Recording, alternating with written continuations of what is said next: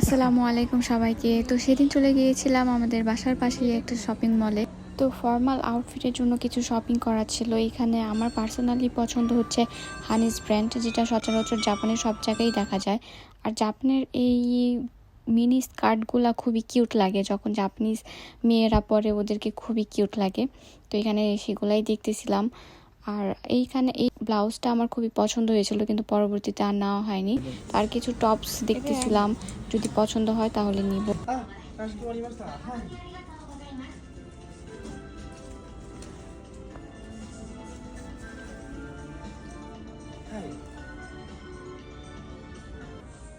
এর আগে আমি এই সেম টপসটা এখান থেকেই নিয়েছিলাম।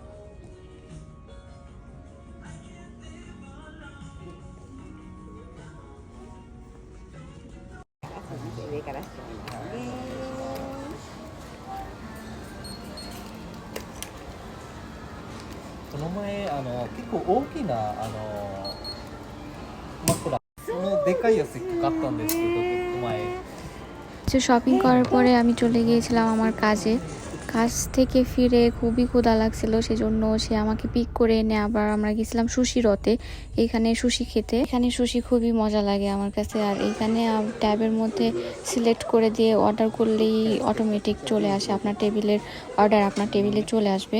তো আমরা স্যালমন বয়েল সুশি অর্ডার দিয়েছিলাম, এখানে আমার অর্ডারটা চলে এসেছে। জাপানের সুশির ওর বেস্ট ব্যাপার হচ্ছে এখানে রিজনেবল প্রাইসে অনেক পেট ভরে খাওয়া যায়, যার কারণে আমার এই জায়গাটা খুবই পছন্দ। সুশি পার প্লেট হিসেবে দেওয়া হয় 120 টাকা প্লেট করে, যা জাপানের তুলনায় খুবই রিজনেবল প্রাইস আমার মনে হয়।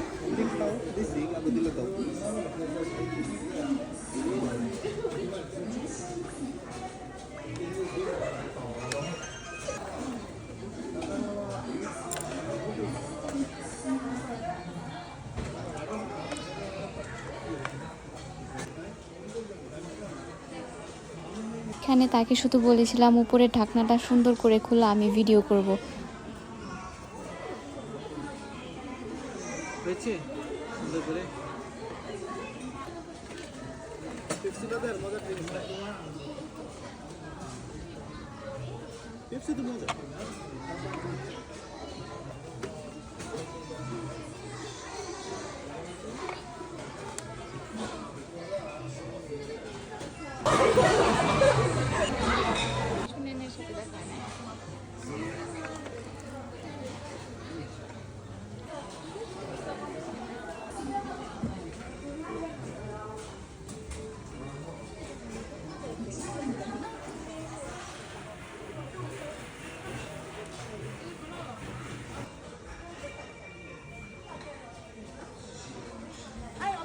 ありがとうございます。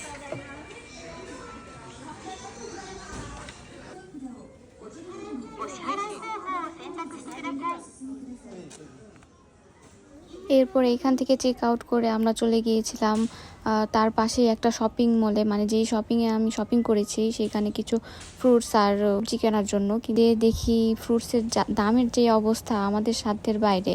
তো এখানে এগুলা দেখতে পাচ্ছেন হচ্ছে মাসকাত্তো, যেগুলা ওয়ার্ল্ডের সব থেকে দামি ফলের মধ্যে একটা। আর সব ধরনের ফলই খুবই প্রাইজি ছিল, খুবই দাম ছিল।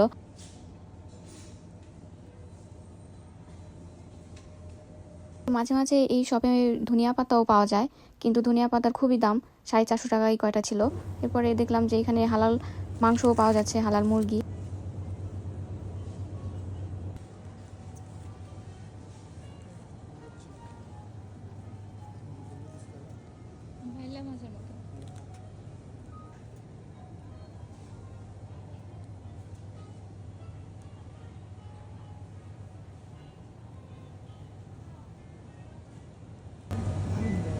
মাছের ঝোলটা অনেক দাম।